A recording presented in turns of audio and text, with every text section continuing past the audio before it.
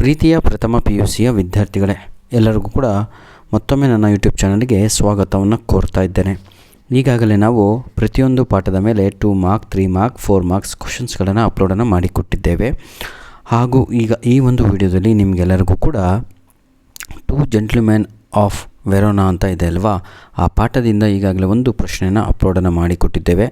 ಆ ಒಂದು ವಿಡಿಯೋದಲ್ಲಿ 2 ಮಾರ್ಕು ಹಾಗೂ MCQsಗಳು ಜೊತೆಗೆ 3 ಮಾರ್ಕಿನ ಒಂದು ಪ್ರಶ್ನೆ ಅಪ್ಲೋಡನ್ನು ಮಾಡಿಕೊಟ್ಟಿದ್ದೇನೆ. ಈ ಒಂದು ವಿಡಿಯೋದಲ್ಲಿ ಇದು ಬಹಳ ಸಲ ಕೇಳಿದಂತಹ ಪ್ರಶ್ನೆ, ಹೌ ವರ್ ನೆಕೋಲೋ ಆ್ಯಂಡ್ ಜಕೋಬೋ. ಆಯಿತಾ, ನಾವು ಜಕೋಬೋ ಅಂತ ಓದಬಾರ್ದು, ಆ್ಯಕ್ಚುಲಿ ಆ್ಯಕೋಪೋ ಅಂತ ಹೇಳಬೇಕು. ಹೆಲ್ಪ್ಫುಲ್ ಟು ದಿ ನರೇಟರ್, ಯಾವ ರೀತಿಯಾಗಿ ಈ ಇಬ್ಬರು ಮಕ್ಕಳು ನರೇಟರಿಗೆ ಏನಂತೀರ ಹೆಲ್ಪ್ ಆದರು ಅಂತ ಒಂದು ಪ್ರಶ್ನೆಯನ್ನು ಕೇಳಲಾಗಿದೆ.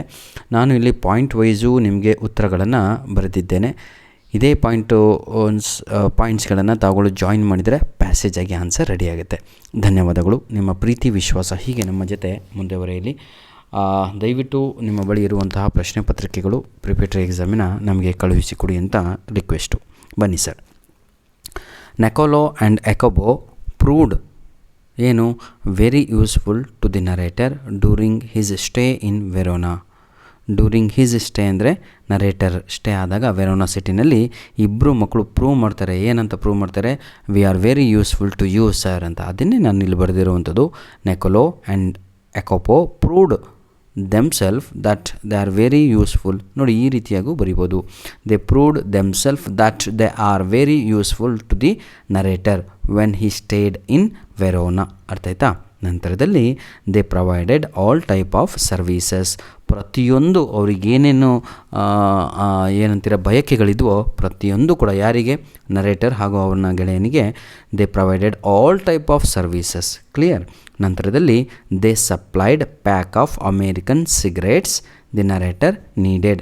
ಅವಾಗ ಒಂದಿನ ನರೇಟರು ರೆಸ್ಟೋರೆಂಟಲ್ಲಿದ್ದಾಗ, ಅಂದರೆ ಅವನ ಲಾಡ್ಜಿಂಗಲ್ಲಿದ್ದಾಗ ಅವನು ಕೇಳಿರ್ತಾನೆ ಹೋಟೆಲ್ನಲ್ಲಿ, ನನಗೆ ಅಮೇರಿಕನ್ ಸಿಗರೇಟ್ಗಳು ಬೇಕು ಅಂತ. ಆವಾಗ ಆ ಮಕ್ಕಳು ಅದೂ ಕೂಡ ತಂದು ಕೊಟ್ಟಿರ್ತಾರೆ. ಅಂದರೆ ಪ್ರತಿಯೊಂದು ಚಿಕ್ಕ ಕೆಲಸಗಳಾಗಿರ್ಬೋದು, ದೊಡ್ಡ ಕೆಲಸಗಳಾಗಿರ್ಬೋದು, ಇಬ್ಬರೂ ಮಕ್ಕಳು ಸಂತೋಷದಿಂದ ನಿರ್ವಹಿಸ್ತಾ ಇರ್ತಾರೆ.